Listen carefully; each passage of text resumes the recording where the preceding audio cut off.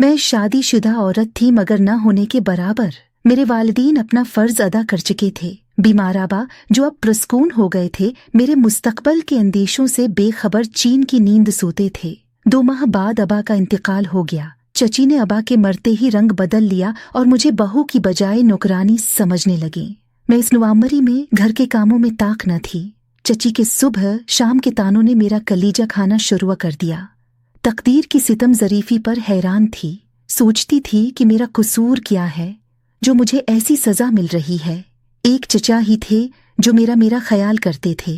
घर के बाकी सभी लोगों ने मुझे फूहड़, बदसलीका और कामचोर क्या कहकर राख कर डाला।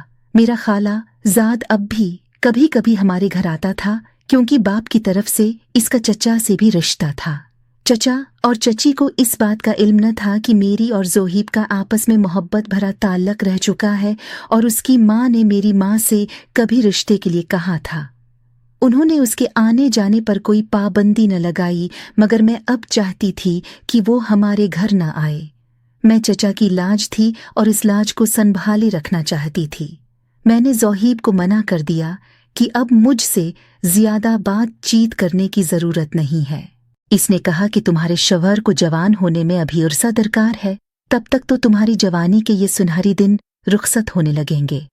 तुम पर जुल्म हुआ है और मैं नहीं चाहता कि तुम ये जुल्म सहती रहो।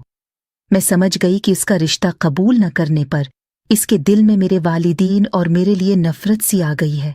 उसकी नीयत खराब महसूस हुई तो मैं परेशान हो गई और मैंने उससे बेरखी अख्तियार कर ली। तब वो मुझसे चढ़ गया।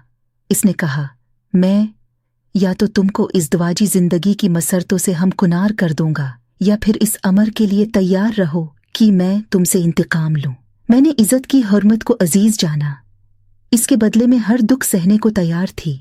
जब दूसरी बार उसने मेरे रोबरो यही बात दोहराई तो मैंने उसे बरा भला कहा और दोबारा न आने की हदायत की, जिस पर वो खुफा होकर हमारे घर से चला गया और फिर न आया। इसके जाने के बाद मैंने सुख का सांस लिया और समझी कि अब मेरी जिंदगी का ये कांटा ही निकल गया है, मगर ये मेरी खाम ख्याल थी।